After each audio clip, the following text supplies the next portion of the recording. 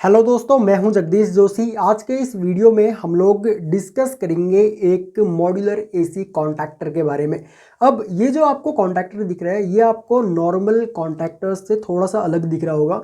इसमें हम लोगों को लिमिटेड ऑप्शंस मिलते हैं और ये जो कॉन्टैक्टर है वो स्पेशली घरों के लिए डिज़ाइन किया गया है। ओके, अगर आप लोग चाहते हो कि अपने घर में आप लोग आपकी जो मोटर है सिंगल फेज की मोटर या फिर समरसीबल या फिर अदर जो आपके हैवी अप्लायंसेस हैं उनको अगर आप लोग कंट्रोल करना चाहते हो तो सिंपली आप लोग इस कॉन्टैक्टर की हेल्प से कर सकते हो।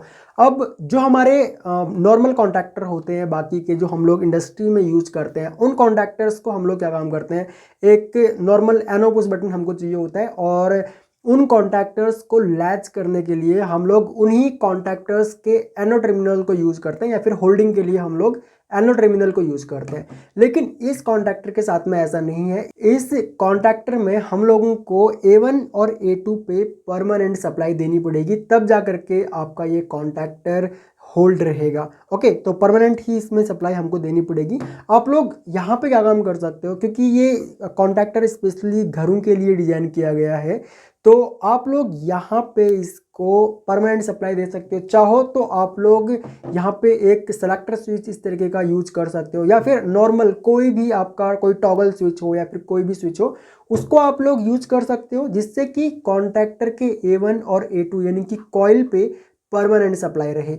ओके, तो ये है इसके टर्मिनल्स, ये हम लोग डिटेल में डिस्कस करेंगे। सबसे पहले अगर मैं आपको इसके मॉडल के बारे में बताऊं तो यहाँ पे ये CNC इलेक्ट्रिक का ये कॉन्टैक्टर है और इसका मॉडल नंबर यहाँ पे लिखा हुआ है YC का मतलब होता है ये कंपनी कोड है और C का मतलब है कि ये एक AC कॉन्टैक्टर है और H का मतलब ये है कि ये घरों के लिए डिजाइन किया गया है। ओके, ये हाउसेस के लिए डिजाइन किया गया है और ये 6 जो है इसका वो डिजाइन सीक्वेंस नंबर है और जो ये 32 है ये इसका ऑपरेशनल करंट है। ठीक है, रेटेड ऑपरेशनल करंट है, तो ये इसकी रेटिंग यहाँ पे दी हुई है।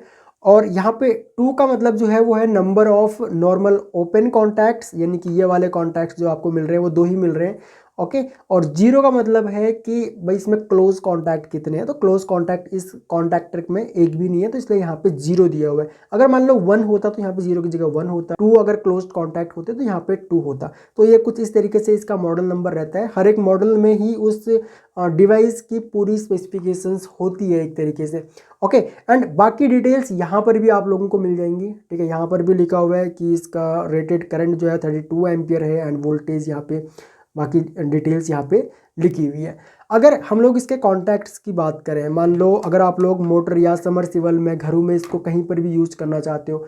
ओके, बाकी इसको आप लोग सिर्फ घरों में ही नहीं, आप लोग इसको हाउसेस, होटल, अपार्टमेंट्स कहीं भी आप लोग इनको यूज कर सकते हो जहाँ भी आप लोगों को ज़रूरत हो। ओके, तो कॉन्टैक्ट्स इनके काफ़ी बढ़िया यहाँ पे कॉन्टैक्ट्स दिए गए हैं और कॉन्टैक्ट्स में भी अगर आप लोग यहाँ पे देखोगे ना तो एक तो आप यहाँ पे लगभग 10 mm तक की वायर आप लोग यहाँ पे यूज़ कर सकते हो। ओके, 10 स्क्वायर mm तक की।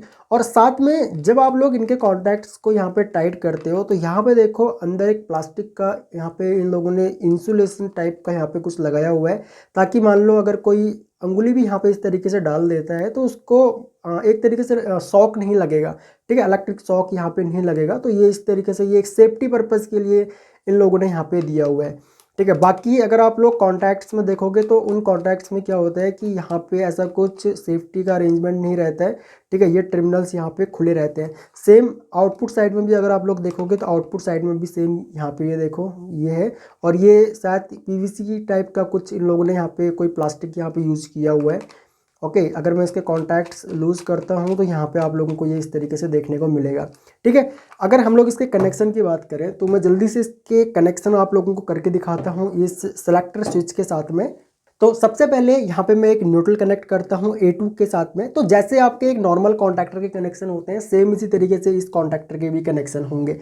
तो मैं इसके साथ में एक न्यूट्रल यहाँ पे सिंपली कनेक्ट कर देता हूँ। तो यहाँ पे देखिए, यहाँ पे मैंने न्यूट्रल वायर कनेक्ट कर दी है अपनी। बाकी इसका जो कॉइल का जो वोल्टेज है वो है आपका 220 वोल्ट पे इसकी कॉइल ऑपरेट करेगी।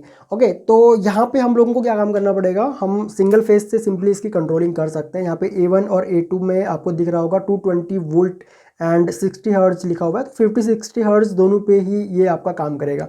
और कोई भी अप्लायंसेस जब डिज़ाइन किए जाते हैं तो वो दोनों ही फ्रीक्वेंसी के लिए डिज़ाइन किए जाते हैं कि उनको 50 और 60 हर्ट्ज दोनों के लिए ही उनको यूज़ किया जा सके। ठीक है, तो ये वाला जो अपना वायर है ये अपना लाइन वायर है, तो मैं सिंपली इसको यहाँ पे एक टर्मिनल पे कनेक्ट कर देता हूँ। ओके, और इसके हम लोग स्क्रू यहाँ पे सिंपली टाइट कर देते हैं। ओके, एंड उसके बाद ये जो हमारा एनो कॉन्टैक्ट है इसका जो दूसरा वाला टर्मिनल है, यहाँ से हम लोग एक वायर ले करके और अपने कॉन्टैक्टर के A1 वाले टर्मिनल पे हम लोग सिंपली इसको कनेक्ट कर देते हैं। तो मेरे पास एक वायर है, मैं सबसे पहले इसके टर्मिनल्स को लूज़ करता हूँ। ओके, तो टर्मिनल्स लूज़ करने के बाद सिंपली हम लोग इसको यहाँ पे स्क्रू इसके टाइट कर देते हैं। ओके, एंड इसके स्क्रूज टाइट करने के बाद हम लोग क्या काम करेंगे, जो ये वायर का दूसरा वाला सिरा है इसको मैं यहाँ पे सिंपली कनेक्ट कर दूंगा A1 के साथ में। ओके, तो मैं इसके टर्मिनल यहाँ पे लूज़ करता हूँ और इसको भी हम लोग यहाँ पे कनेक्ट कर देते हैं।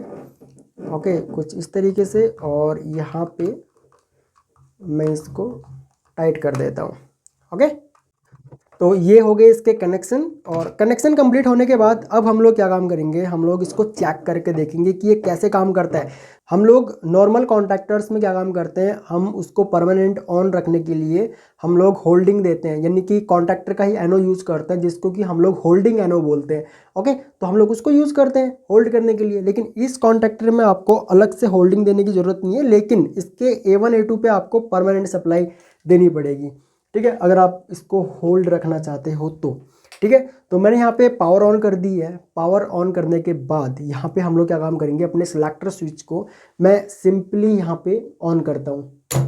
ठीक है, तो जैसे ही मैं यहाँ पे सेलेक्टर स्विच को ऑन करूँगा तो आपको दिख रहा होगा कि कॉन्टैक्टर हमारा यहाँ पे ऑन हो चुका है, और साथ में यहाँ पे हमको ऑन का इंडिकेशन भी दिख रहा है। ओके, यहाँ पे देखो, यहाँ पे इसका इंडिकेशन भी चेंज हो चुका है।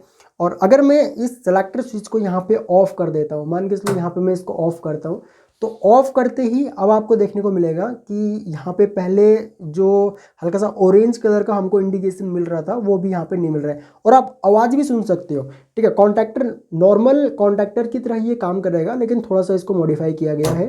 ठीक है, ये ऑन हो गया एंड ये ऑफ हो गया, ये ऑन हो गया आपका और ये आपका ऑफ हो गया। और अगर आप लोग चाहो तो इस सेलेक्टर स्विच की जगह पे आप लोग कोई टॉगल स्विच भी यूज कर सकते हो। ओके, ये हमने ऑन किया एंड ये हमने कर दिया ऑफ, ये हमने ऑन किया, और यहाँ पे हम लोग अगर ऑफ करना चाहें तो सिंपली हम लोग इसको ऑफ भी कर सकते हैं। ओके, तो आप इस कॉन्टैक्टर को अपने घरों में या फिर होटल अपार्टमेंट्स कहीं पर भी, कोई भी अगर आपका हैवी लोड है, ये कॉन्टैक्टर का जो रेटेड करंट है वो 32 एम्प्स का है। तो यहाँ पे अगर आप लोग कोई मोटर है आपके पास, समर्सिबल है, या फिर कोई अदर आपका होम अप्लायंसेस है, तो उनको आप लोग इस कॉन्टैक्टर की हेल्प से कंट्रोल कर सकते हो। ओके, सो इस वीडियो लेक्चर में इतना ही। बाकी आपको इलेक्ट्रिकल एंड इलेक्ट्रॉनिक्स से रिलेटेड या फिर ऑटोमेशन से रिलेटेड किसी भी टॉपिक के ऊपर कुछ भी जानना है तो आप लोग वीडियो के नीचे कमेंट कर सकते हो। So thanks for watching guys, जल्द मिलते हैं अपनी नेक्स्ट वीडियो लेक्चर में।